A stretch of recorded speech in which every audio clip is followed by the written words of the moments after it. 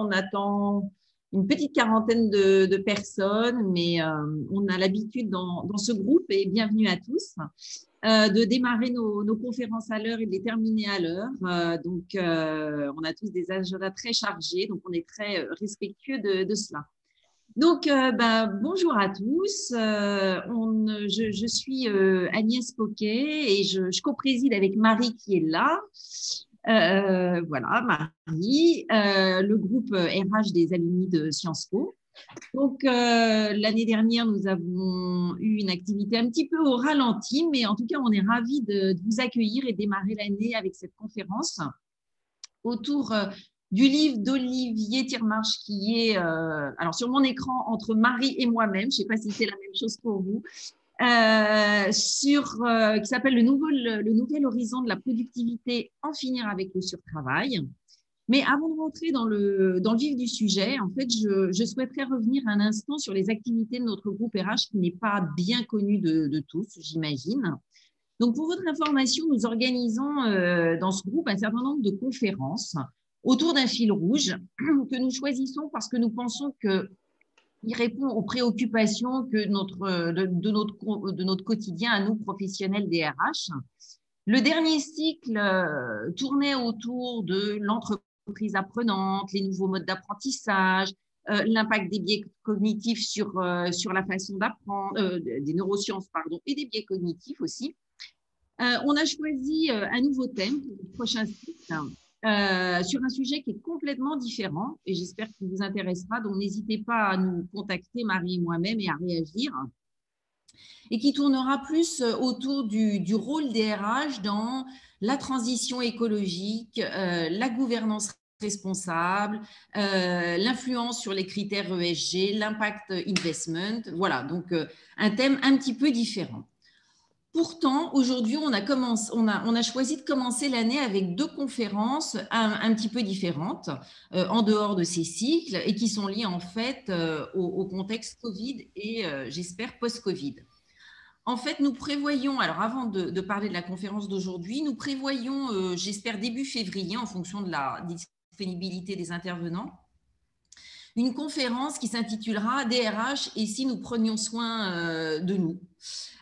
Qui sera animé par Patrick Légeron, qui est président de Stimulus, entre autres, et qui partagera en fait le fruit de ses réflexions sur l'état des hommes et des femmes qui animent cette fonction RH et qui ont été mis en première ligne dans les entreprises pendant la crise sanitaire. Donc ça, c'est à venir, c'est la prochaine conférence et j'espère que vous nous y rejoindrez.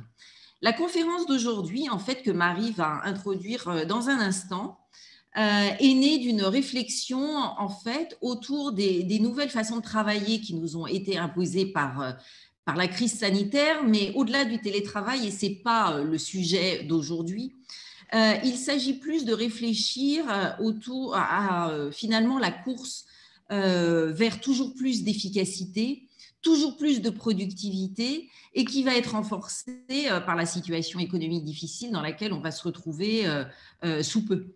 Et donc réfléchir à ces nouvelles façons de travailler et de collaborer. Mais je vais m'arrêter là et je vais passer la main à Marie pour rentrer dans le vif du sujet. Merci Agnès. Donc, de quoi allons-nous parler aujourd'hui ? C'est un sujet qui nous a semblé intéressant à traiter. Donc, qu'est-ce qui se passe en ce moment? Plus que jamais, nous allons devoir faire plus avec moins. Et ça, c'est quelque chose qui devrait résonner parce que quand on est DRH, c'est souvent un impératif que l'on a, notamment dans les périodes de crise, mais aussi dans des périodes où on doit faire avancer un certain nombre de sujets. Donc, ce défi est d'autant plus grand que les gains de productivité qui ont été apportés par les investissements techniques jusqu'à présent diminuent. On arrive à une certaine limite, en fait, depuis la fin des années 1960. Et nous savons tous que l'intensité du travail semble atteindre des limites du soutenable. Et dans la période actuelle, on sait combien il y a de collaborateurs, de gens qui se plaignent de travailler trop, d'être fatigués, et ils ne savent plus comment travailler plus efficacement, faire plus avec moins. C'est en fait la grosse question qu'on va aborder avec Olivier Tirmarche, c'est comment peut-on s'en sortir? Est-ce qu'il y a des solutions? Je ne vais pas dévoiler le sujet, mais c'est vraiment l'objet de cette journée. Alors, qui est Olivier? Donc, bienvenue Olivier, ravi de vous accueillir aujourd'hui. Donc, Olivier est docteur en sociologie. Il est également directeur associé dans un cabinet de conseil en organisation et en management. Il a quitté le monde de la recherche depuis quelques temps, mais il continue à enseigner à Sciences Po et il publie régulièrement des ouvrages de réflexion aux éditions Édile Jacob. Et la conférence de ce jour est tirée de son dernier livre, Le nouvel horizon de la productivité, en finir avec le surtravail. Donc, on va démarrer tout de suite, Olivier. Je vous pose la première question. Donc, d'après vous, quels sont à ce jour les grands enjeux de la productivité dans les organisations? Et puis, on s'est beaucoup interrogé avec Agnès quand on vous avait rencontré, mais pouvez nous dire qu'est-ce que vous entendez par cette notion de surtravail? D'accord, très bien. Alors, en ce qui concerne les enjeux de productivité, il me semble que votre introduction, Marie, dit l'essentiel. En fait, nous retrouvons pris en étau. C'est-à-dire qu'on a accumulé des dettes publiques, privées. On va discuter pendant longtemps des stratégies à suivre pour alléger le fardeau, mais il n'en reste pas moins que ce fardeau ne sera jamais nul, inexistant, et que donc l'essentiel est contenu dans votre phrase, il va falloir faire plus avec moins, on n'y échappera pas. Et comme vous le soulignez, cette contrainte, hein, le remboursement de la dette exigera de la croissance, et la croissance, on l'obtient par la productivité. Et cet enjeu, ce défi, il est d'autant plus grand, il tombe d'autant plus mal qu'effectivement, depuis la fin des années 60, dans toutes les économies avancées, on observe une baisse tendancielle des gains de productivité annuels. Et ceci malgré tous les efforts d'innovation, malgré tous les efforts de rationalisation. Et finalement, dans votre introduction, Marie, il y a déjà le début de la réponse à la question comment s'en sortir, puisque finalement, à quoi fait-on face? On a d'un côté une décélération, hein, la baisse tendancielle des gains de productivité annuels, et simultanément une accélération, c'est-à-dire que nous courons de plus en plus vite, notamment pour conduire des changements organisationnels tendus vers l'innovation et la rationalisation, mais le rendement, j'ai envie de dire, de chaque effort, ce rendement est décroissant. Donc voilà, on est pris en étau, et lorsque vous posez la question comment s'en sortir, la question est épineuse. Mais à partir du moment où on se dit simultanément il y a décélération et accélération, eh bien finalement on peut en tirer une hypothèse, la suivante, c'est que tout se passe comme si nous dépensions du temps pour rien. Tout se passe comme si une partie de notre travail ne créait pas de valeur. Et c'est ça que je nomme surtravail. C'est important, le surtravail n'est pas la surcharge, même s'il peut contribuer, mais c'est un travail non créateur de valeur. Alors, d'emblée, à titre d'introduction, d'apéritif, j'ai envie de dire, je peux déjà livrer 2-3 illustrations de ce que peut être le surtravail. Le surtravail, vous l'apercevez, par exemple, lorsque vous assistez à la multiplication des procédures, des circuits de reporting, des réunions qui vont avec. C'est un premier exemple. Ça ne veut pas dire que systématiquement les process et les réunions sont du surtravail. Mais quand il y a une inflation, on peut avoir un soupçon. On peut aussi avoir un soupçon quand on multiplie les changements organisationnels sans vraiment percevoir les résultats en termes de performance. Et ça arrive, en tout cas en tant que consultant, je l'observe tous les jours. Troisième exemple, vous pouvez soupçonner la présence de surtravail lorsque vous jetez ou vous voyez jeter du travail à la poubelle, 3 mois de travail à la poubelle, non pas de façon exceptionnelle, mais de façon régulière. Et ça aussi, ça arrive notamment dans le cadre des projets complexes, hein, quand on voit les dérives dans la construction des réacteurs EPR, par exemple, ou l'addition du Boeing Dreamliner, donc là, on remonte un peu dans le temps, hein, mais 7 milliards de surcoûts, on a jeté beaucoup de travail à la poubelle. Et voilà, donc là, tout ça, ce ne sont pas des preuves, mais des indices très forts de présence d'un surtravail. C'est juste un aperçu, j'aurai l'occasion de creuser un tout petit peu cette notion. Mais voilà, Ah, ouais. déjà… Avant qu'on passe à la deuxième question, il y a une question dans le chat, Olivier, c'est mais oui. qu'est-ce que la valeur, notamment quand on travaille dans le service public? Ah, mais alors là, vous choisissez le cas le plus difficile. Pourquoi? Parce qu'en microéconomie, en tout cas en microéconomie contemporaine, comment définit-on la valeur? La valeur, c'est le produit de l'utilité et de la rareté ou de la non-substituabilité, hein. Donc l'utilité, ça veut dire qu'un travail utile, c'est un travail qui donne naissance à un produit qui apporte une satisfaction à des acteurs de l'environnement. On pense principalement aux clients, mais il n'y a pas que. Il y a aussi les autorités de régulation, il y a aussi éventuellement des associations citoyennes, il y a aussi les actionnaires. Voilà. Donc un travail utile est un travail qui apporte un surcroît de satisfaction. Voilà, c'est une première chose. Et en même temps, ça n'est pas suffisant pour créer de la valeur, puisque vous savez autant que moi que un produit ou un travail qui apporte satisfaction, si mon voisin apporte la même satisfaction, alors mes prix, mes tarifs tendront vers les coûts de revient, et ça signifie qu'on crée moins de valeur. Donc il ne suffit pas que le produit ou le travail soit utile. Il faut aussi qu'il ait quelque chose de non substituable, de non remplaçable. Voilà. Donc là, on est dans une définition de la valeur qui est celle de la valeur d'échange, hein. On parle bien d'économie et là de microéconomie néoclassique, comme on dit.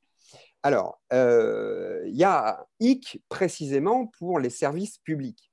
Pourquoi? Parce que dans une économie de marché, on mesure la valeur par les prix. C'est ça qui donne le signal de la valeur.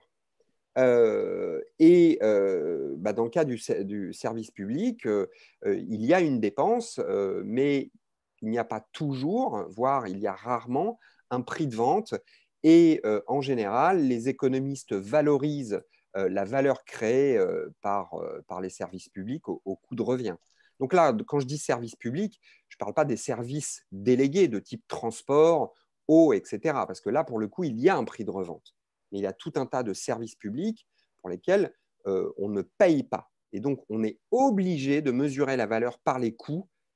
Donc, en fait, ce n'est pas vraiment une mesure de la valeur. C'est un peu le hic, ce qui fait que dès lors qu'on souhaite parler de productivité dans ces domaines-là, quand on est en économie marchande, la productivité, ce n'est pas les cadences individuelles, et ça, c'est extrêmement important. La productivité, c'est un ratio entre création de valeur et coût des facteurs engagés, que ce soit du travail, du capital, etc. etc. Là, pour le coup, dès lors que c'est du service public, on perd ce ratio. Et si on veut continuer à parler productivité, on est un peu obligé de confondre productivité et débit de production, voire cadence individuelle. Mais c'est un vrai souci, celui que vous pointez à travers cette question. Et je dois avouer que mon propos porte bien davantage sur l'économie marchande que sur l'économie non marchande, ne serait-ce que parce que je la connais un petit peu moins et qu'il faudrait dérouler une autre argumentation pour être vraiment extrêmement solide dans ce domaine. Voilà. Merci Olivier. Alors, pour revenir à votre point précédent, concrètement, qu'est-ce qui génère finalement ce surtravail? Alors, première chose à dire, mais qui est contenu, il y a un postulat implicite dans la question même, c'est que le surtravail n'arrive pas par hasard. Tout à l'heure, quand je donnais le dernier exemple, je disais, jeter du travail à la poubelle, ça n'est pas forcément du surtravail si c'est exceptionnel, mais si c'est régulier, ça dit quelque chose d'une logique de fonctionnement organisationnel. Donc, le surtravail n'arrive pas par hasard, il est le produit de mécanismes, et ces mécanismes, je vais me permettre de prêcher pour ma paroisse, mais plutôt de prêcher pour la paroisse de la maison Sciences Po, ces mécanismes, on peut les mettre au jour grâce à la sociologie des organisations. Et finalement, vous faisiez référence au livre, c'est ce que je fais dans ce livre. Alors, pour aller au-delà, donc, je ne vais pas pouvoir, dans le temps qui nous est imparti, je ne vais pas pouvoir passer en revue toutes les sources de surtravail, mais je voudrais juste évoquer deux mécanismes clés qui me paraissent être les mécanismes centraux, ceux qui ont le plus de poids. Et pour explorer ces deux mécanismes, je vais passer par une petite histoire. Cette histoire, elle se déroule dans une entreprise qui loue du matériel industriel, des équipements industriels que vont utiliser, par exemple, des acteurs des bâtiments et travaux publics. C'est juste un exemple, mais on reviendra sur cet exemple, il est important. Lorsque nous rencontrons le directeur général de cette entreprise, pour tout dire, il est lassé des consultants, il est fatigué, et il est fatigué, ses salariés le sont aussi, son entourage l'est aussi, parce que depuis plusieurs années, il cherche à gagner 2 points de marge. Depuis plusieurs années. Et il y a eu déjà beaucoup de tentatives pour trouver ces 2 points de marge. Il y a eu finalement 2 grandes vagues. Première vague, dans un premier temps, la direction, donc le COMEX, s'est dit notre performance n'est pas satisfaisante parce que nous n'avons pas les bonnes structures, nous n'avons pas les bons outils. Nous manquons de structures, d'outils. Et cette première hypothèse, ces premiers présupposés mènent à des transformations, des réorganisations très importantes, avec en premier lieu la centralisation de la logistique des équipements, c'est-à-dire que vous avez un réseau d'agences, vous avez des bassins, et le raisonnement de la direction, c'est que si on centralise la logistique, on va pouvoir optimiser l'utilisation, l'exploitation du parc sur une échelle plus grande. On va mieux pouvoir faire circuler les équipements, augmenter leur taux de rotation, leur taux d'occupation, comme on le ferait pour un hôtel ou pour un cabinet de conseil, et par conséquent, voilà, améliorer un indicateur de gestion clé qui est le taux d'occupation. Donc on centralise la logistique. Pour soutenir cette centralisation, pour la rendre efficace, on investit dans les systèmes d'information, on modernise. Pour moderniser les systèmes d'information, on est amené à reformaliser des process, à consolider, à reformaliser des fiches de poste, à créer de nouveaux indicateurs. Donc beaucoup d'investissements d'ordre structurel, technique, outillage. Hein. C'est l'aspect hard de la vie de l'organisation. Au passage, on dépense en achat, rien qu'en achat de prestations, 450 000 euros. Quand je dis on, ce n'est pas moi. Voilà. J'y suis pour rien, je n'étais pas dans le circuit à ce moment-là. Donc vous imaginez que les coûts invisibles, on peut présupposer qu'ils sont équivalents et que derrière 450 000 euros, c'est 4 500 ou 45 000 heures de travail. Bon. Tout ça sans aucun résultat.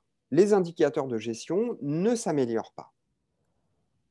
La direction, déconcertée, fait de nouvelles hypothèses et dans un deuxième temps, on se dit le manque n'est pas dans la structure, il n'est pas dans les outils, il est dans les individus et en particulier chez les responsables des agences de location. Dans cette entreprise, il y a 3 fonctions clés. La logistique, qui fait tourner les équipements sur l'ensemble des agences, les agences avec des responsables d'agences, et puis la maintenance. Et on se dit, tiens, les responsables d'agences n'ont pas conscience des enjeux de gestion, ils n'ont pas suffisamment de compétences en matière de relations clients, ils maîtrisent encore mal le nouveau système d'information, bref, il manque. Donc, on va les sensibiliser, on va les former, on va même mettre en place un système de rémunération variable sur lequel on va communiquer. Donc là, on est dans des investissements qui sont moins sur le hard, plus sur le soft. On dépense 150 000 euros en achat de prestations au passage. Et là, je ne vais pas vous dire que le résultat est nul. Il y a eu un résultat qui est une nouvelle dégradation d'un autre indicateur clé, que le taux d'occupation, c'est le prix moyen. Le prix moyen se dégrade après la deuxième vague de changement. Et nous, c'est à ce moment-là qu'on rentre dans la boucle et on comprend mieux la lassitude du directeur général. D'ailleurs, sa déclaration, c'est si vous voulez vraiment m'aider, vous me trouvez les moyens de gagner en performance sans investissement ni effort supplémentaire. Bon, je n'ai pas bien accueilli cette demande au départ, mais c'était quand même rigolo. Donc, on y est allé. Et ce qu'on a commencé par faire, c'est aller sur le terrain, passer beaucoup de temps sur le terrain pour étudier le travail réel et les interactions entre les différents acteurs. Ça, c'est typique de la sociologie des organisations. C'est la première chose qu'on fait quand on nous pose une question. Donc, on a commencé par passer du temps sur les plateaux de la logistique jusqu'à accumuler des crédits confiance, limite à se faire oublier. Et quand on s'est fait oublier, on a découvert une chose, c'est qu'en fait, la logistique travaillait sur des données fausses. C'est-à-dire que l'image qu'ils avaient du parc à un instant donné, du parc d'équipement, des disponibilités, eh bien, cette vision n'était pas parfaitement réaliste. Les données étaient incorrectes. On fouille un peu. Quand on fouille, on nous dit non, mais c'est les responsables d'agence, ils font n'importe quoi. C'est à croire qu'ils sont idiots, puisqu'on les a quand même déjà formés et ça ne fonctionne pas. Très bien.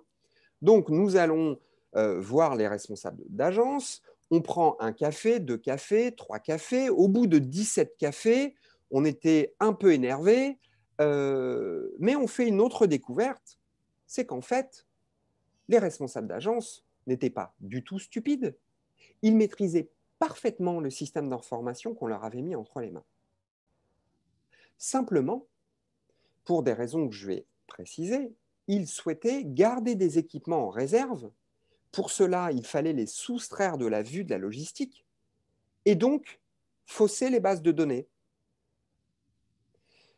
Donc c'est bien non pas un manque, mais une intelligence qui faussait la base de données. Alors pourquoi faisait-il cela? Eh bien parce qu'il arrivait qu'il y ait des équipements défectueux, qu'il y ait un manque de disponibilité. Et imaginez bien, c'est que s'il y a un pépin, en face de vous, en face du responsable d'agence, il y a par exemple un conducteur de travaux qui, grosso modo, fait le double de moi, c'est-à-dire 1,90 m, 110 kg, avec une main 2 fois comme ça.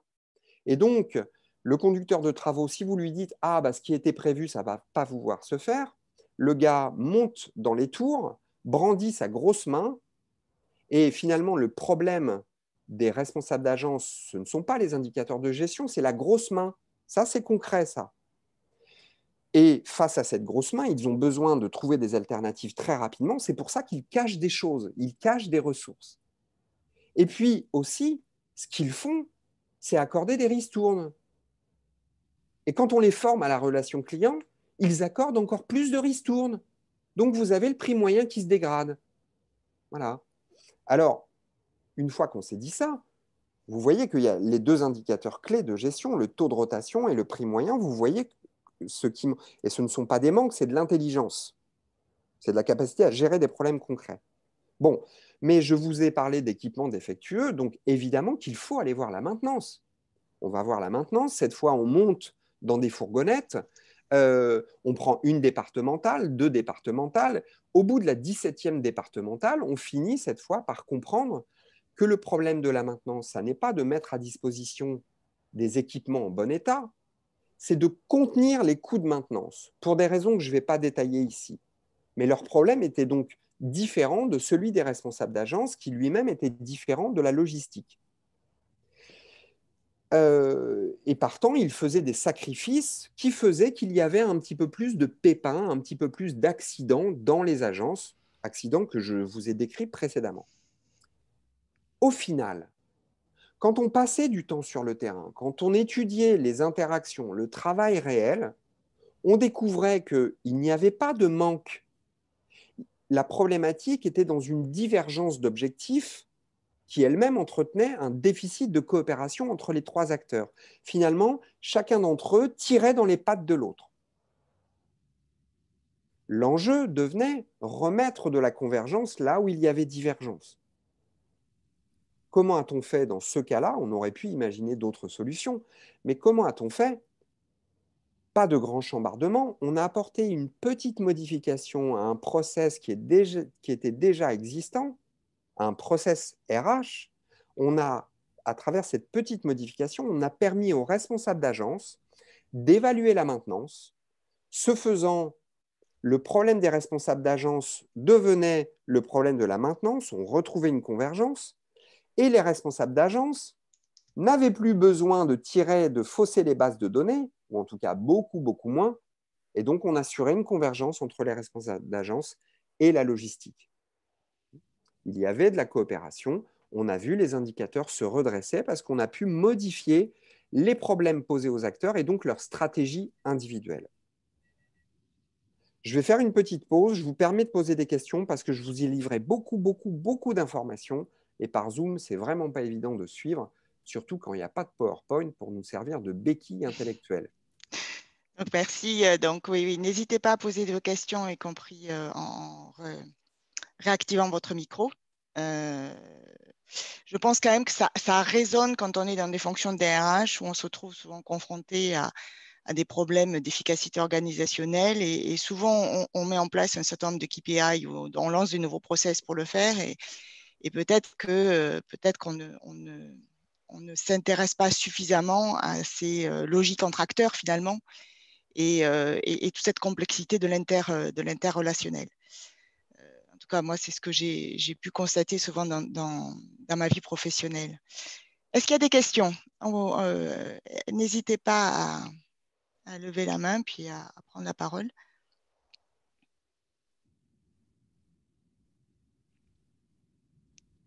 Il semblerait que non, donc on va peut-être continuer nos propos. Voilà, donc je vais faire l'hypothèse que j'ai été limpide. Voilà, c'est une hypothèse. Il y a une question. Alors. Ah. Comment la logistique a-t-elle été impliquée pour recréer de la convergence? Ah bah pour le coup, à la logistique, on n'a rien demandé. Voilà. On n'a rien demandé. Ce sont les responsables d'agence, à travers l'évolution de leur stratégie individuelle, qui ont facilité le travail de la logistique, puisque les bases de données étaient correctes. Donc la logistique, elle, enfin, s'il y a eu des petits changements à la marge, c'est-à-dire qu'ils ont fait un effort pour éviter les déplacements d'équipements de dernière minute, pour éviter des petites erreurs, mais on n'a pas beaucoup mobilisé la logistique dans le changement. Mais notez bien qu'en fait, on n'a mobilisé personne.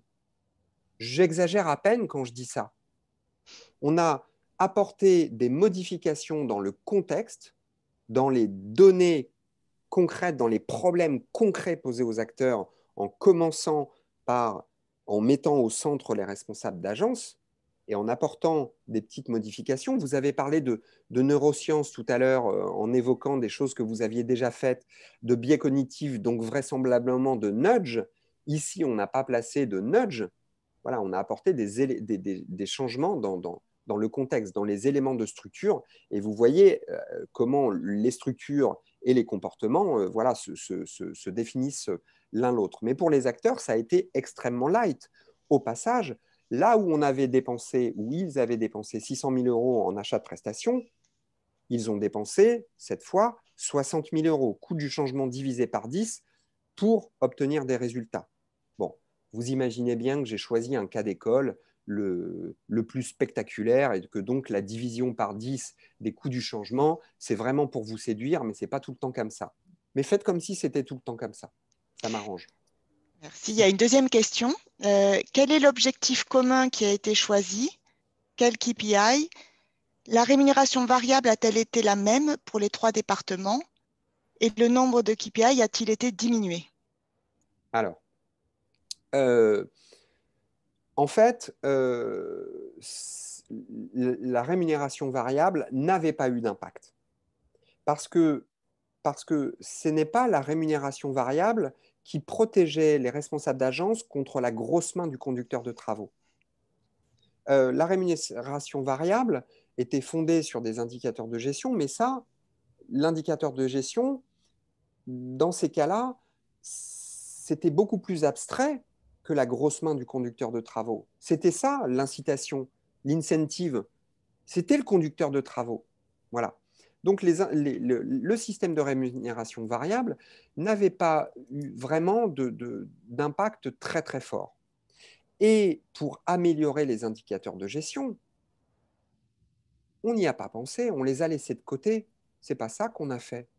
Ce qu'on a fait, c'est apporter un confort aux responsables d'agence face aux conducteurs de travaux. C'est juste l'exemple le plus caricatural, mais qui dit beaucoup.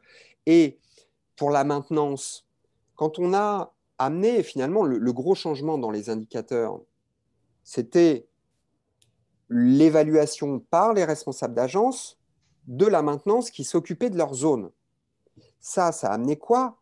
Ça a amené les responsables d'agence et les intervenants de maintenance à faire des compromis sur le terrain entre la satisfaction des clients et le coût de la maintenance. Du coup, ce n'est pas des silos qui faisaient les choix. Ce sont les deux acteurs qui, sur le terrain, trouvaient des compromis, mais qui n'étaient pas des compromis de gestion abstraite. Il n'y avait pas de KPI dans cette réalité-là. Il y avait des soucis concrets, non pas des problèmes de gestion, mais des problèmes de production. C'est que pour résoudre des problèmes de gestion, on les a laissés de côté, on a découvert des problèmes de production, les problèmes de chaque acteur, et c'est en modifiant les conditions de résolution de ces problèmes qu'on a réussi. Mais la convergence, c'était vraiment en faisant en sorte que la maintenance, que le problème de la grosse main devienne le problème de la maintenance via l'évaluation par les responsables d'agence de la fonction de la maintenance. Et ensuite, tout a décollé. Voilà, tout a découlé. C'était comme un effet de domino, mais positif, avec pas beaucoup de dominos, en fait. Est-ce que ça répond à la question?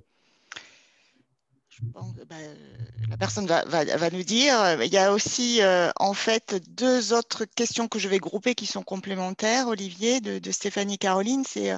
Première, c'est pouvez-vous expliciter les changements de contexte que vous avez dû effectuer et en lien avec ça, et la tendance à faire plus de ristournes. Est-ce que vous pouvez expliciter tout cela?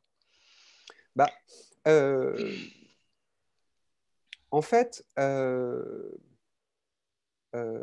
alors là, les changements de contexte, justement, c'était ultra light. Mais toutes les vagues de changement avaient modifié le contexte. Simplement, les premières modifications de contexte ne répondaient pas aux soucis des responsables d'agence, qui étaient au centre de la machine. C'est bien leur stratégie individuelle qui faisait que. Et in fine, on a apporté une nouvelle modification ultra light, mais qui répondait aux problèmes concrets. Voilà. Donc, modifier un contexte, c'est quoi? C'est utiliser les leviers qu'on utilise d'habitude. C'est éventuellement apporter des modifications à l'organigramme, à des process, à des indicateurs de gestion. C'est ce qu'on fait tous les jours. Simplement, on utilise ces leviers différemment pour répondre à des problèmes concrets posés aux acteurs, non pas à des grands problèmes de gestion, mais à des problèmes de production très concrets. On utilise les leviers habituels. Le contexte, il est celui que vous rencontrez tous les jours. Mais c'est dans la précision. Il y a des leviers d'action et finalement, c'est l'effet de levier, l'impact qui augmente grâce à une connaissance du travail réel et de la façon dont les éléments de structure impactent les comportements. C'est parce que le lien entre contexte et comportement est plus clair grâce au diagnostic qu'on peut agir de façon plus intelligente sur le contexte pour obtenir par ricochet des comportements. Mais c'est la même chose que d'habitude, en mieux. Voilà. Il y avait la tendance aussi, est-ce que ça a eu un impact sur la tendance à faire plus de ristournes? Oui. Alors là, j'ai envie de dire que ce n'était pas la visée de la formation à la relation client. C'était juste des idées telles que alors, il y avait effectivement des techniques de dialogue empathique, il y avait toutes sortes de choses, voilà, qu'aux clients, quand ils montent en insatisfaction, il faut apporter des réponses, etc.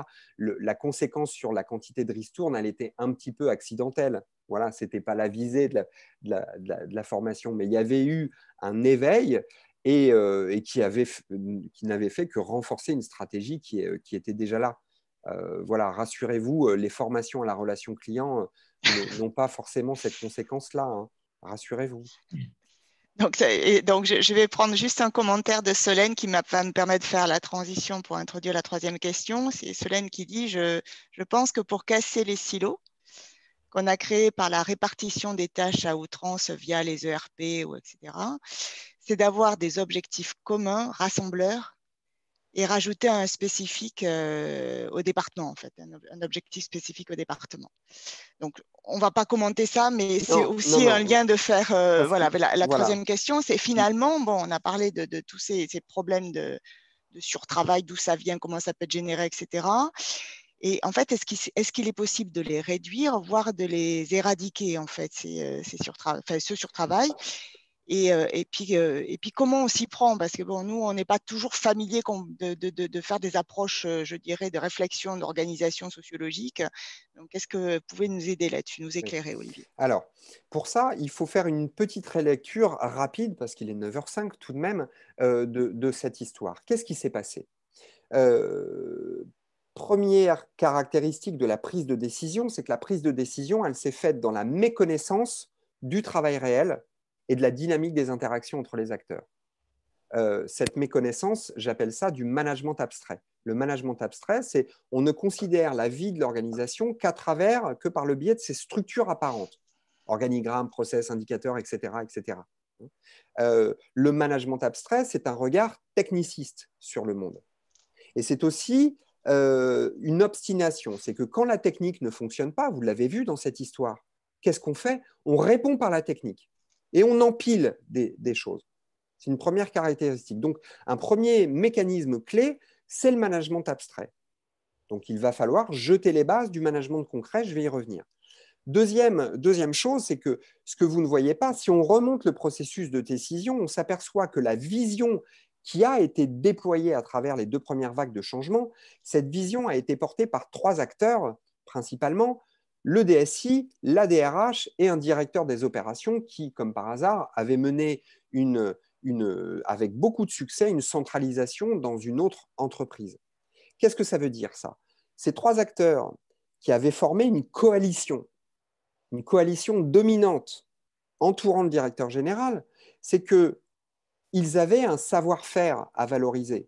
Ils détenaient des solutions et il leur fallait redéfinir le problème de la profitabilité en sorte que cette nouvelle formulation, ces problèmes finalement, en sorte de promouvoir les problèmes dont ils avaient déjà les solutions.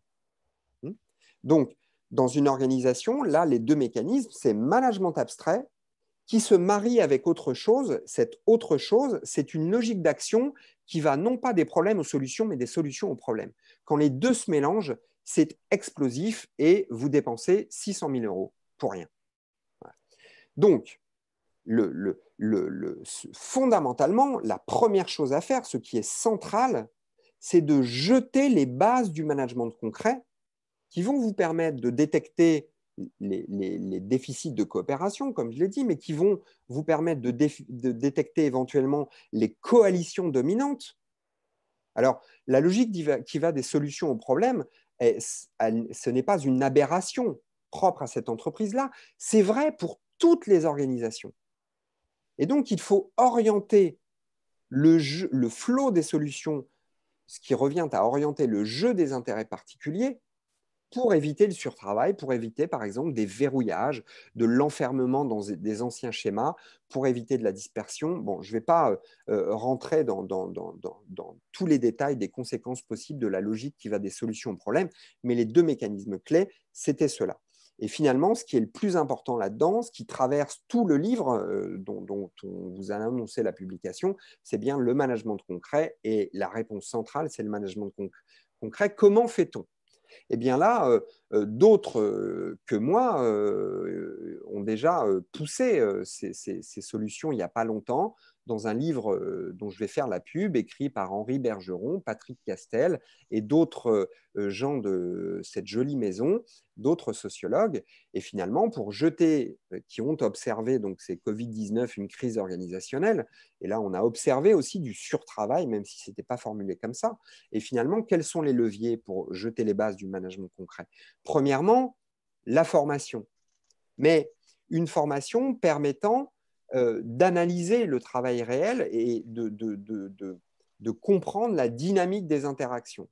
Hein.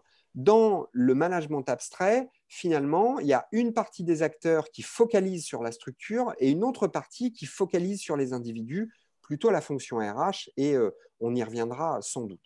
Alors, la formation à différents acteurs permettant de comprendre la dynamique des interactions.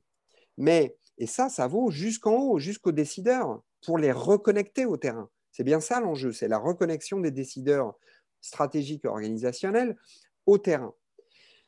Deuxième levier, c'est que ces décideurs n'ont pas forcément le temps d'étudier, de comprendre. Et quand ils n'ont pas le temps, alors il faut leur apporter non plus de la formation, mais de l'information grâce à des experts de la maison Sciences Po, je la cite au hasard, hein, ce n'est pas par intérêt personnel, ou des consultants. Voilà. Olivier ? Oui. Oh, ça avait été coupé un Là, vous m'entendez peu. à Je sais pas nouveau? si c'est le cas pour tout le Oui, monde. oui. Ça va? Oui. Et une autre façon de le Oui, dire, c'est bon. c'est que un processus de changement doit débuter par un diagnostic patient. Et là, j'élève le ton parce que dans la plupart des processus de changement organisationnel, on méprise, non pas uniquement les sciences sociales, on méprise le diagnostic. Voilà. Mais le diagnostic permet parfois de diviser le coût du changement par X ou par N pour obtenir des impacts plus forts. Donc, le diagnostic initial est crucial. Dernier levier, c'est l'organisation. C'est le levier le plus important, c'est aussi le plus difficile à évoquer et le plus difficile à manier. Sur le plan organisationnel, quel est l'enjeu? Il est de rapprocher les échelons hiérarchiques en les amenant à collaborer dans l'acte même de production. Qu'est-ce que ça veut dire, ça? Imaginez une situation fictive. Une équipe, un service qui gère des dossiers simples et des dossiers complexes. Imaginez que l'encadrant, le personnel encadrant dise bah, on a plus d'expertise, on va prendre les dossiers complexes, on va laisser les dossiers simples aux collaborateurs. Vous voyez que dans cette configuration, les deux échelons travaillent en parallèle. Et finalement, celui-là ne sait pas forcément ce qui se passe de façon très précise, très concrète. Alors là, c'est une situation épurée, simple. Souvent, c'est beaucoup plus compliqué que ça. Et ce qu'il faut pour qu'ils collaborent dans l'acte même de production, c'est l'encadrement, partage les dossiers complexes avec les collaborateurs et ils apportent un soutien dans la gestion de ces dossiers complexes. Et alors, on produit ensemble. Et c'est ça qui est important. C'est le rapprochement dans l'acte de production. Et pour ça, il ne suffit pas de supprimer des strates hiérarchiques. Hein. Ce n'est pas comme ça qu'on rapproche du terrain, qu'on reconnecte au terrain.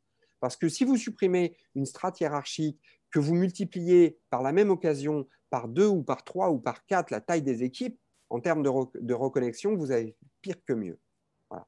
Il n'y a pas de solution générale, de recette simple et générale pour rapprocher, pour reconnecter via l'organisation les décideurs au terrain, mais c'est bien ça l'esprit.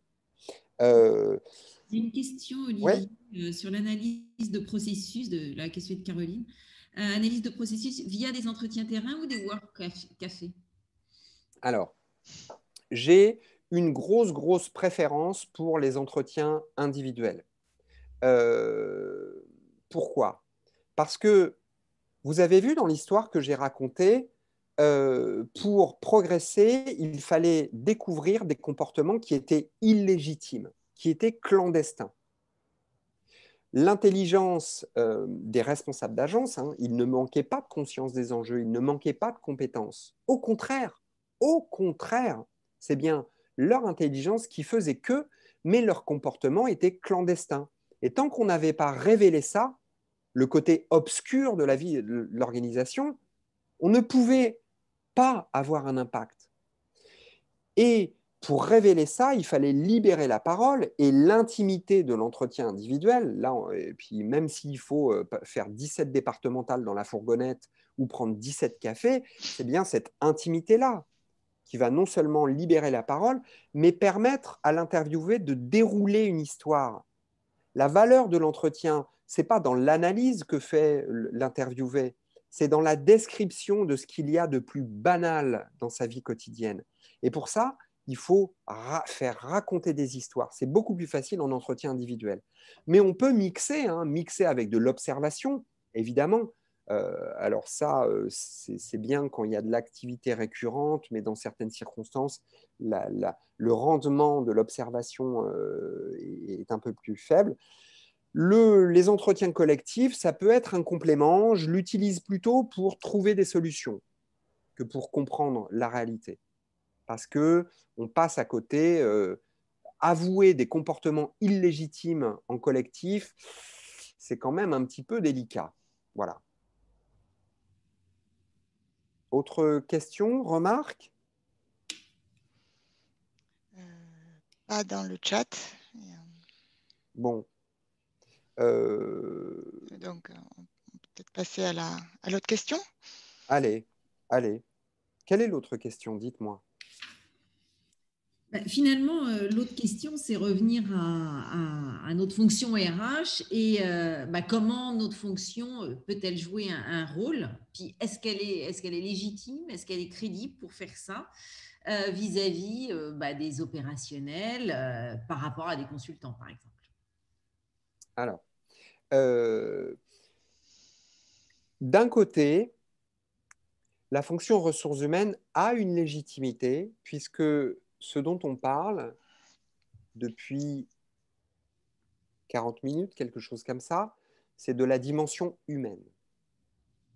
Mais c'est une certaine vision de l'humain au travail, je vais y revenir.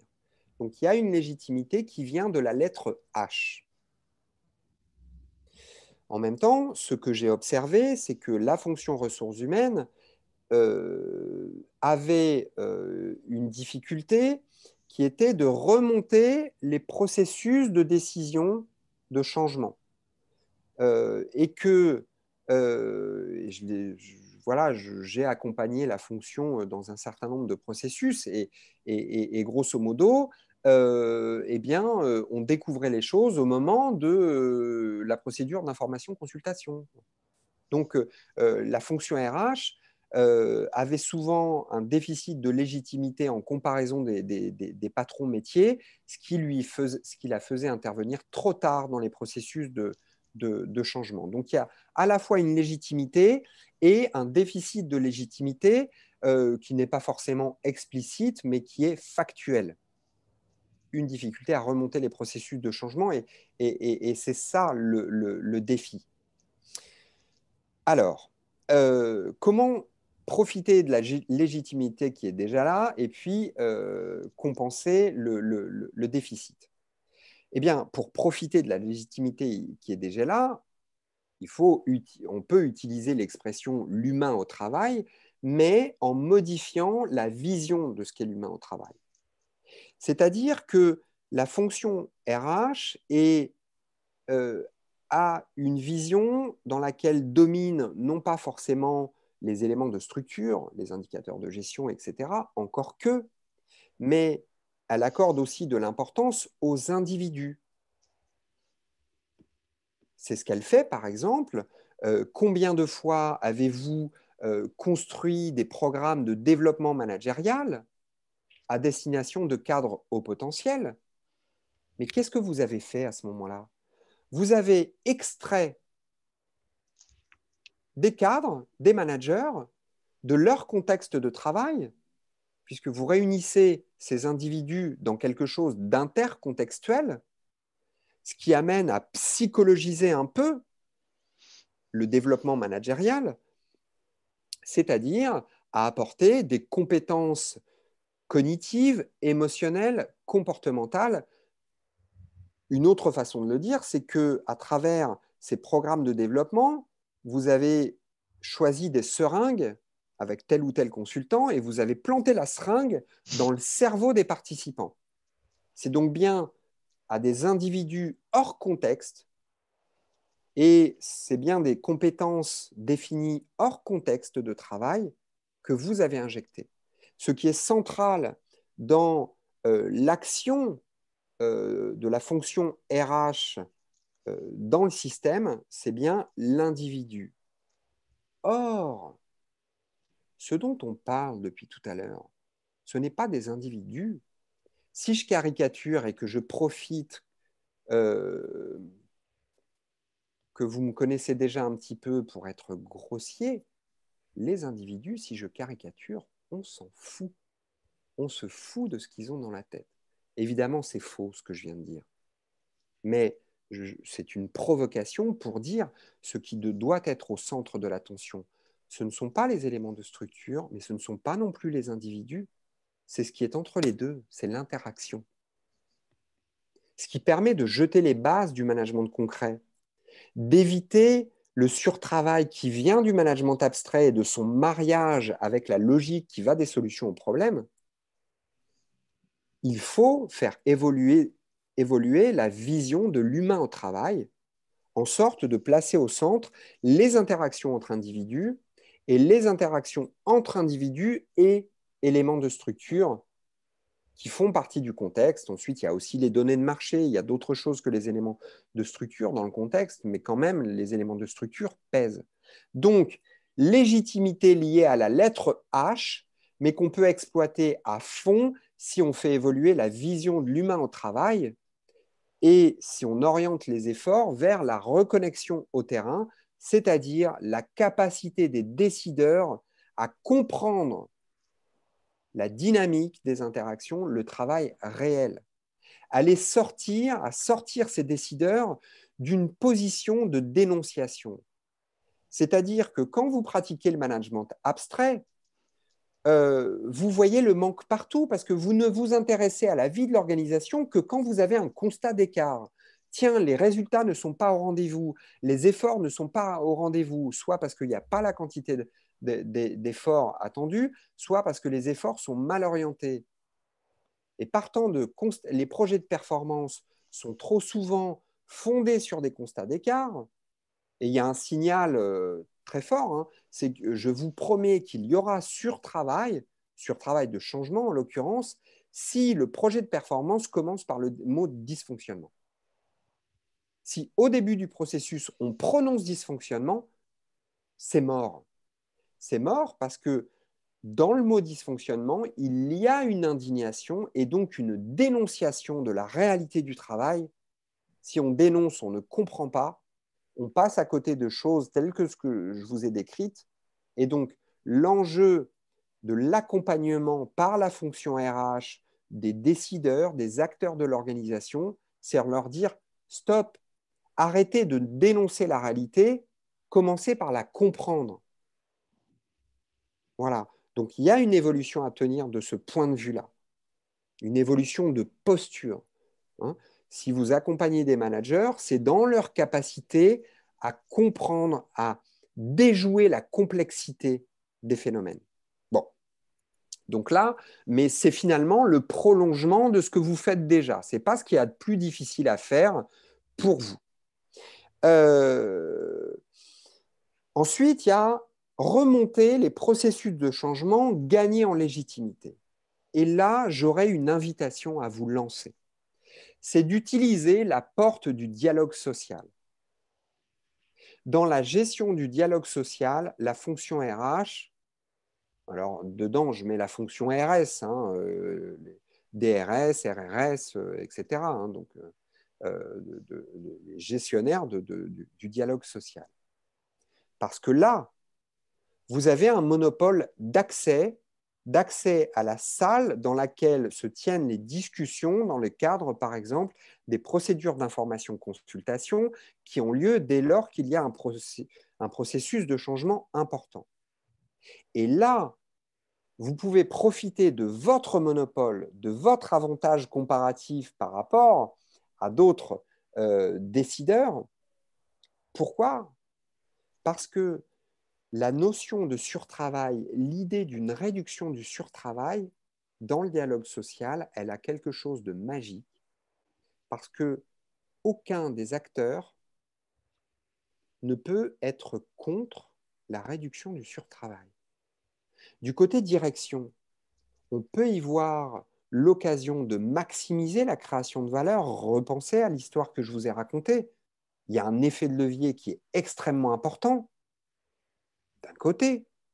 Et puis du côté des salariés ou des représentants du personnel dans l'organisation, hein, je ne vous parle pas des fédérations ou des confédérations, là je vais y revenir, mais l'idée de réduction des surtravail, j'ai eu l'occasion d'en discuter avec eux, et comme par hasard, ils n'ont pas relayé, mais ils ont été en mesure de me dire pourquoi ils n'allaient pas faire la promotion de cette idée. Mais dans l'entreprise, l'idée de réduction du surtravail, c'est un moyen de protéger contre l'intensité du travail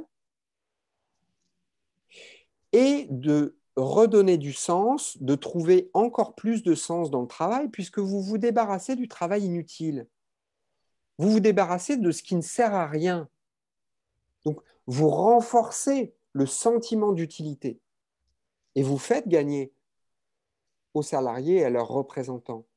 Si je reformule, ça veut dire que l'idée de réduction du surtravail fournit un socle, une base pour construire du consensus dans un contexte qui est « il va falloir faire plus avec moins ».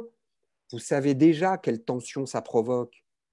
Vous savez déjà que les NAO deviennent du grand spectacle flippant pour la fonction RH, parce que quand il y a moins de productivité, il y a moins de marge pour les négociations. Ça vaut aussi sur le plan macroéconomique, macro-social. Mais ce que vous gérez, c'est du microéconomique, du micro-social. Et si vous êtes capable de construire du consensus autour des enjeux de productivité, grâce à votre monopole, votre quasi-monopole d'accès au dialogue social, en tout cas à votre rôle privilégié, là, ça devient explosif. Mais dans le bon sens du terme, vous apportez une solution sociale au patron métier, au patron tout court. Et là, il y a un rôle que les autres acteurs ne peuvent pas jouer. Et pour moi, ça, c'est très important. C'est une idée clé, c'est que vous pouvez injecter une nouvelle idée, de nouvelles idées dans le dialogue, dans le consensus autour des enjeux de productivité. Et Dieu sait qu'il y avait déjà des tensions, puisque on avait des gains de productivité annuels de 5,5% jusqu'à la fin des années 60. Et ensuite, tac, tac, tac, tac, tac, tac, tac, tac, tac, dans toutes les économies avancées, on a passé la barre du 1%, on est passé sous les 1% dans les années 2010, on tend vers zéro. Quand on arrive vers zéro, ça veut dire qu'il faut une infinité de générations pour doubler la richesse. Et là, qu'est-ce que vous obtenez? Vous obtenez Trump, Johnson, Gilets jaunes, Capitole, etc. Voilà. Mais ça, c'est une tension qu'on observe à l'échelle macroscopique, mais vous la vivez à l'échelle microscopique. Voilà. Et ça va être extrêmement pesant. Du coup, votre valeur ajoutée me paraît être très importante si vous réussissez à contribuer au consensus. Voilà. Si je peux me permettre aussi, ça me fait réagir par rapport à ma pratique de DRH aussi, ou ce que j'ai pu observer pendant toutes mes années, ça renforce aussi notre légitimité quand on fait partie d'une équipe de direction pour oser mettre sur la table le jeu des acteurs. Et effectivement, ce que vous décrivez, où on est souvent entouré de plus en plus de fonctions de spécialistes qui eux-mêmes génèrent leurs propres objectifs, leurs propres KPI, etc. Et ça peut arriver sur le terrain à avoir des objectifs contradictoires ou à créer effectivement ce phénomène, je pense, de complexité ou de surtravail. Mais si on ne joue pas notre rôle aussi d'accepter, de se dire, voilà, ce qu'on voit, nous, ce qu'on observe, ce qu'on remarque, c'est qu'il y a des tensions, y compris dans le jeu des acteurs au niveau des directions. Si on ne le fait pas remonter, si on ne joue pas ce rôle de liant ou d'essayer de dénouer ce genre de choses, en fait, on ne fait que, enfin, ça ne peut que s'amplifier. Donc moi, c'est ma première réaction, c'est un rôle qu'on faisait naturellement, mais que peut-être, par rapport à la charge de travail qui nous incombe, la multiplicité de priorités que nous avons à gérer, nous avons moins tendance à jouer. Donc, rejouer ce rôle de liant et de mettre sur la table alors pas les dysfonctionnements, mais ce que nous remarquons qui peut effectivement gérer de l'inefficacité. Et puis, l'autre point aussi qui est important, c'est, on en parle beaucoup souvent dans les RH, c'est le côté terrain, en fait, ou le management de proximité, mais on a aussi ça dans la fonction RH. c'est qu'on a une fonction qui s'est parfois tellement processée, où on a augmenté le nombre aussi de collaborateurs, entre guillemets, qu'on a à aider, à accompagner, qui fait qu'il n'y a plus tellement non plus le temps ou la possibilité d'aller sur le terrain ou d'être proche ou de comprendre. Bon, c'est aussi une réalité aujourd'hui où on est en majorité en télétravail. Il y a cette perte de capacité à comprendre réellement la réalité. Mais pour moi, c'est un peu une alerte aussi sur attention de ne pas nous enfermer dans des tours d'ivoire, hein, et de bien repartir sur le terrain. Ouais. Ça, c'est extrêmement important et ça fait partie de ce que je voulais dire, mais j'ai oublié au passage. Voilà, j'oublie des choses. Non, non, mais c'est très important. C'est que la valeur de la fonction RH, c'est aussi d'étudier cette dynamique d'interaction. Ça suppose de passer beaucoup de temps sur le terrain, pas dans la gestion de dossiers individuels. Mais pour ça, il faut libérer du temps. Ça passe par la réduction du surtravail des RH. Et effectivement, moi, je vais donner une illustration de ce que vous dites. Très récemment, je reçois un appel d'offres d'une très, très grosse boîte, hyper bien rédigé, l'appel d'offres, hyper bien rédigé.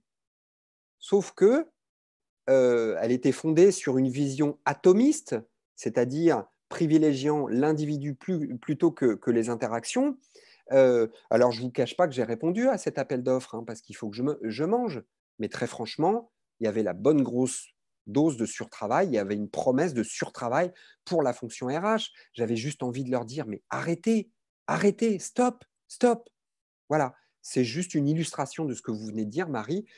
Aller sur le terrain, mais ça suppose de libérer du temps et de se libérer du surtravail de RH. Voilà.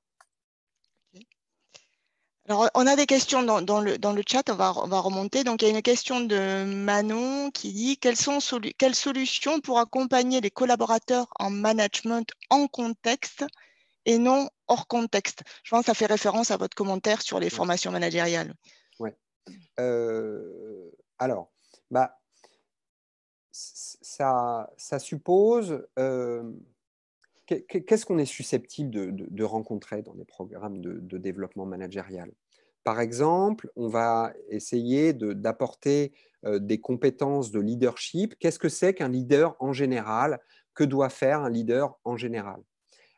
Et tout de suite, ce qu'on projette, ce sont des normes de comportement. Il faudrait que vous vous comportiez comme ci, comme ça. Il faudrait que vous maîtrisiez les techniques de dialogue empathique. Mais je ne vois pas de moment où on dit il faudrait que vous compreniez, que vous acceptiez la réalité avant de la changer et que vous la compreniez.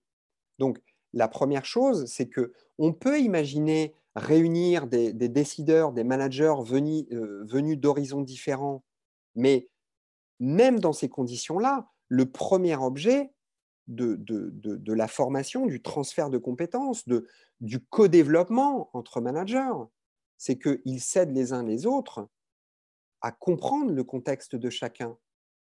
J'ai envie de dire, on pourrait imaginer réunir des décideurs, des managers d'un même métier. C'est très intéressant, il y a juste une limite, un point de vigilance, c'est qu'il y ait certaines choses qu'ils n'osent pas dire avec des collègues proches.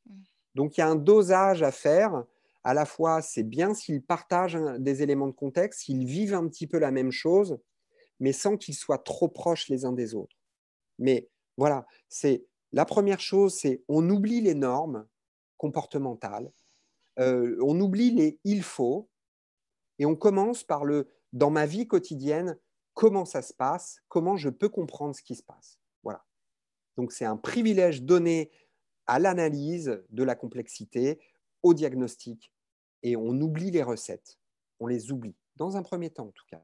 Voilà ce que j'ai envie de répondre à cette remarque. Ok. Parce qu'il y avait aussi une remarque de Caroline, c'est un petit peut-être à peu près dans la même idée, c'est des formations accompagnement sur mesure en intra-équipe et son manager, orienté résolution de problèmes de façon collaborative. Ouais, voilà. Voilà, et c'est très intéressant, mais ça rejoint la tension entre, c'est super s'ils partagent un contexte, ça facilite l'analyse, Et en même temps, par exemple, s'il y a 2 échelons hiérarchiques connectés l'un à l'autre dans le groupe, c'est possible, hein, mais ça suppose une grande ouverture d'esprit, beaucoup d'empathie de la part du manager, une capacité à accepter des choses illégitimes. Voilà. Voilà, et c'est délicat à faire. Moi qui suis sociologue, j'ai vécu dans une entreprise notamment qui était une usine à surtravail. Le jour où j'ai dit ah non mais attends président, arrête, commence par essayer de comprendre ce que c'est que la vie d'un consultant avant de. La réponse c'était c'est un dysfonctionnement. Tu es en train de normaliser, de légitimer des comportements dont je ne veux pas. Tais-toi. Bon, très bien. Très bien. Je vais m'occuper du surtravail chez les autres, du coup. Alors, il y a une question aussi qui est un peu, qui est un peu différente, et peut-être qu'Emmanuel voudra, qui a posé la question, elle pose une question. Est-ce un plaidoyer pour le coaching? Peut-être que c'est un peu vague, je ne sais pas. Emmanuel? Non, c'est pas vague. C'est pas Oui, vague. d'accord. Et la question m'intéresse énormément. Ouais. Parce que c'est simultanément une attaque en direction du coaching, d'un certain coaching, et une invitation à un autre type de coaching. C'est-à-dire que la pratique dominante en coaching est plutôt psychologisante. C'est-à-dire qu'on cherche à aider l'individu à mobiliser les ressources qui sont en lui. Ce n'est pas de la psychothérapie, c'est-à-dire on ne fait pas évoluer le répertoire, le réservoir de ressources de l'individu. On lui permet de mobiliser tout ce qui est déjà là en termes de ressources psychologiques et comportementales. Et ceci de façon relative, un peu indépendante du contexte. Hein. On s'intéresse, on privilégie la dimension individuelle. Et dès lors que le coaching psychologise, alors il ne sociologise pas. Or, je vous invite à sociologiser. D'une certaine manière, la dominante en coaching consiste à privilégier les soft skills. Le soft, le soft, le soft. Mais si le soft est déconnecté du hard, ça veut dire qu'on est à 1 mètre du sol. Et le management concret, il ne se fait pas à 1 mètre du sol. Donc, ce coaching-là, oui, ou plutôt non, ça ne me va pas. Après, si c'est un coaching qui aide à décrypter la complexité des phénomènes, à passer de la dénonciation, de l'indignation à la compréhension, alors ça, c'est super. Mais au fond, ce qui est contenu dans ma réponse, c'est qu'il y a tellement de diversité dans les pratiques de coaching, c'est difficile d'en parler de façon générale. Mais il y a une dérive de coaching, et c'est cette dérive-là que je pointe là. Il faut éviter la psychologisation excessive, même si c'est évident que les compétences psychologiques et comportementales sont extrêmement utiles. Ce n'est pas un hasard si on les investit beaucoup. C'est que plus vous avez de contraintes de performance, plus les ressources sont rares, plus vous avez besoin de coopération, de négociation, de discussion, d'arbitrage, donc de face à face, donc de compétences psychologiques et comportementales. Et si on ne fait que ça, qu'on décroche totalement du contexte, qu'on est à 1 mètre du sol, vos compétences psychologiques et comportementales, elles n'ont pas d'impact, elles ne servent à rien. Voilà. On a une autre question de Florence. L'analyse systémique est importante pour permettre d'appréhender ce qui se joue. Est-ce quelque chose que vous considérez dans votre démarche? D'ailleurs, on peut peut-être inviter les participants à interagir en live, en direct. Ouais. Je réponds quand même ou pas? Oui, oui, oui, oui, oui. En fait, il y a des termes que je n'ai pas utilisés, mais un des termes totémiques en sociologie des organisations, c'est bien la notion de système d'action. Donc, on est dans une perspective systémique. Hein. Si j'avais eu encore plus de temps pour vous raconter l'histoire, vraiment, on aurait montré que tout renvoie à tout. Mais là, pareil, il y a une diversité d'approches systémiques. Et il y a des analyses systémiques qui se désintéressent du travail, notamment l'école de Palo Alto, donc la systémique, comme on dit, celle qui est dispensée par exemple à l'IGB. C'est méga intéressant, attendez, hein, je ne dénonce pas en général, mais tout ça pour dire qu'il y a aussi des approches systémiques qui ne prêtent pas beaucoup d'intention au travail réel, qui repose sur d'autres hypothèses, même si apporte, voilà, la systémique à la Palo Alto, c'est génial, hein, mais ce n'est pas ça forcément qui aide à décrypter des dynamiques organisationnelles. Voilà, enfin en tout cas à grande échelle. Voilà. Mais il est bien question de système. Ce mot est ultra important. Une autre question, les organisations matricielles ne sont-elles pas des amplificateurs du problème? J'adore vos questions à tous. Hein. Bon, c'est moi qui vous les ai envoyées pour être sûr de les avoir. Donc, non, mais possiblement. Mais là, la réponse, elle est forcément délicate parce que la structure matricielle, c'est aussi l'expression de ce que je viens de vous dire. C'est que moins on a de ressources, plus il faut les partager, plus il faut faire d'arbitrage. Et c'est une des fonctions de la structure matricielle, c'est de mutualiser des ressources. Voilà, pour optimiser la gestion. Hein. On va avoir une expertise, un réservoir d'experts, et plutôt que de les raccrocher à un projet, on va les raccrocher à une multiplicité de projets. Cela dit, vous pouvez générer du surtravail dans certaines circonstances, par exemple lorsque la matrice éloigne le point d'arbitrage du terrain.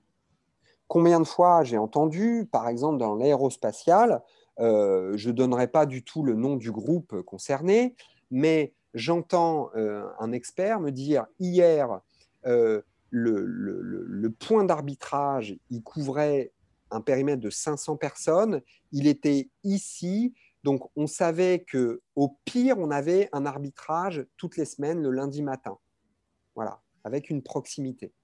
Aujourd'hui, on a construit une matrice mondiale et le point d'arbitrage, déjà, il n'est plus en français et en anglais. Bon, vous imaginez le problème que ça pose pour des Français. Voilà, on n'est quand même pas les plus compétents de la Terre en compétences, enfin, sur le plan linguistique, mais aussi, c'est que le point d'arbitrage, il était éloigné du terrain, non pas seulement en distance géographique, mais en distance opérationnelle. Et donc ça, c'était une promesse de management abstrait. Et quand vous avez ça, ensuite, il y a toutes sortes d'enchaînements. Et puis, vous avez, c'est aussi éventuellement, fondamentalement, la matrice institue et fonctionne sur une divergence d'objectifs entre des fournisseurs et des clients, entre des métiers et des projets, entre des lignes produits et des pays. Donc, de toute façon, il y a une divergence, mais en soi, ce n'est pas un problème. Elle est plutôt féconde, saine. C'est la vie dès lors qu'on veut mutualiser et optimiser des ressources. C'est beaucoup plus compliqué lorsque les objectifs sont de même nature, mais quand même divergents. Exemple, vous avez une ligne de produit mondiale qui a la même nature d'objectif que le pays. Voilà, c'est il faut vendre telle quantité de telles prestations à l'échelle du monde. Mais imaginez qu'à l'échelle du monde, on ait déjà les réponses et à l'échelle nationale, on n'ait pas ces réponses-là. Enfin, on n'est pas atteint les objectifs. Les objectifs sont de même nature, mais est-ce qu'il faut répondre à tel appel d'offres émis par Prague, donc un appel d'offres tchèque, tout le monde n'aura pas le même avis. Donc, il se peut que voilà, il y ait du surtravail avec la structure matricielle. Bon, je me permets de faire un peu de pub. Lisez un des chapitres du bouquin qui parle de la structure matricielle. Donc, on a souvent besoin de la structure matricielle pour créer de la coopération, mais si on ne le fait pas en respectant certains critères, comme la proximité des points d'arbitrage, alors on se retrouve avec du surtravail et on en revient, on est amené à jeter régulièrement 3 mois de boulot à la poubelle. Ça nous remène à mon introduction.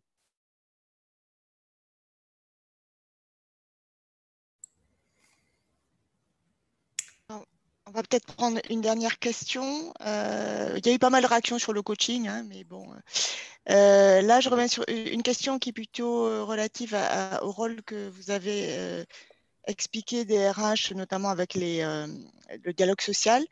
Donc, il y a une remarque de Mia Vlad. Vous faisiez référence à des manières d'impliquer plutôt les salariés dans un changement versus une implication à partir du moment de la vie des IRP. Pourriez-vous donner quelques exemples? Alors, je suis un peu perdu. Là, à ce moment-là, je ne parlais pas des managers ou des salariés, mais bien de la fonction RH et La des fonction représentants RH vis-à-vis du dialogue Voilà. social, des représentants du personnel et Donner un exemple. Bah, ce que alors j'espère bien comprendre et bien répondre à la question. Ce que j'ai observé, la dominante. Vous avez un PDG qui arrive et qui a pour mandat de répondre à des attentes quantitatives des actionnaires. Il sait qu'il doit gagner, qu'il doit réduire, par exemple, la masse salariale de 10% parce que les concurrents font aussi bien avec une masse salariale de 10% inférieure. Donc, ce qu'il dit, à un instant donné, il annonce au marché, on va réduire la masse salariale de 10%, on va sortir une partie des salariés.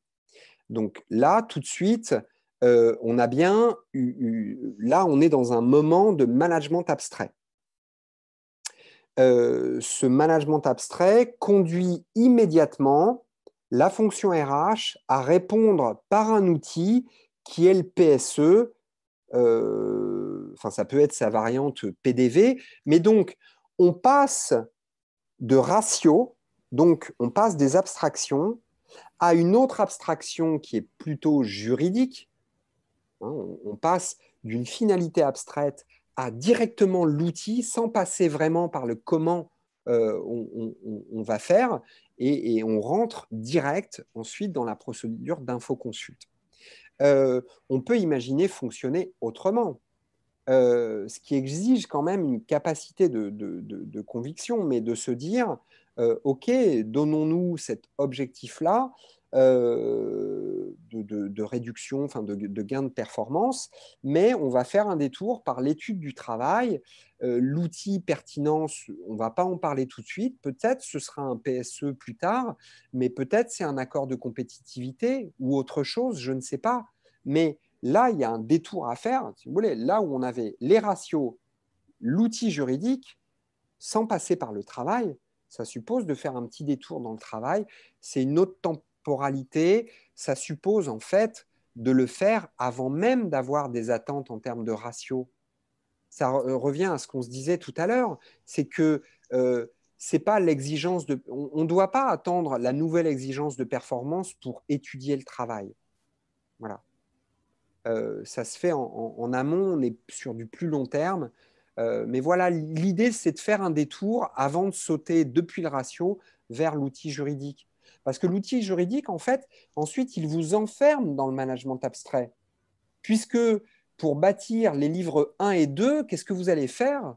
Des tableaux avec des chiffres sur des transferts de charges, sur des transferts de postes, etc., etc. Donc ce processus-là, c'est un processus management abstrait et éventuellement, vous abîmez l'appareil de production. Non seulement on fait de la restructuration un épouvantail, une menace pour tout le monde, qui va être associé, le mot restructuration en vient à être associé à la tristesse, la colère, la peur. Et puis on se dit, c'est destructeur pour les humains. J'ai envie de dire, avant de s'intéresser à l'humain, intéressons-nous au travail, soignons le travail et par ricochet, on soignera les humains. Évidemment, des gens partiront, il y aura toujours ceux qui partent, mais au moins l'appareil de production sera protégé. Si on est dans de l'abattage quantitatif, vous êtes susceptible. Enfin, je ne sais pas, le dernier PSE que j'ai accompagné, j'ai entendu des gens me dire, mais on a passé des années à installer cet outil, à faire fonctionner cette machine, ça fonctionnait. Là, les gens qui partent, ce sont ceux qui maîtrisaient le mieux le dispositif. Voilà, et on a frappé à l'aveugle. C'était cette restructuration, parce qu'elle était l'instrument du management abstrait, ça revenait à une frappe à l'aveugle et on a abîmé l'appareil de production. Et donc, on a pris le risque de perdre en performance, mais sans le savoir, en raison d'une brutalité, mais d'une brutalité abstraite. Voilà. Merci, merci Olivier, parce que je pense que c'était très éclairant hein, pour répondre à cette question. Bon, on ne peut pas répondre à toutes les autres questions et je vais maintenant conclure. Et moi, ce que je retiens en fait, et là, je vais prendre la posture des gens qui sont dans la fonction RH, ce que je trouve extrêmement intéressant dans tous ces propos, c'est là, je dirais de remettre le diagnostic au cœur avant d'être en solution. Et ça, je pense que c'est quelque chose qui est très fort dans toutes les organisations aujourd'hui. Dans nos modes de fonctionnement, on nous demande tellement de résoudre des problèmes qu'on oublie très souvent de poser le problème et de faire le diagnostic. Et que la fonction RH le fasse, je pense que c'est super important. J'ai retenu aussi cette notion de management abstrait versus concret, la nécessité de vraiment repartir au cœur et être sur le terrain pour comprendre. Et aussi cette notion d'interaction, c'est-à-dire ne pas être que sur le management des individus ou le management de l'organisation, mais comprendre l'huile et les rouages et qu'est-ce qui fait que ça fonctionne ou pas. Et je crois que oui, on est absolument légitime puisque nous sommes par définition souvent très transversaux. On observe un certain nombre de choses et pourquoi ne pas oser aussi parler de ces interactions.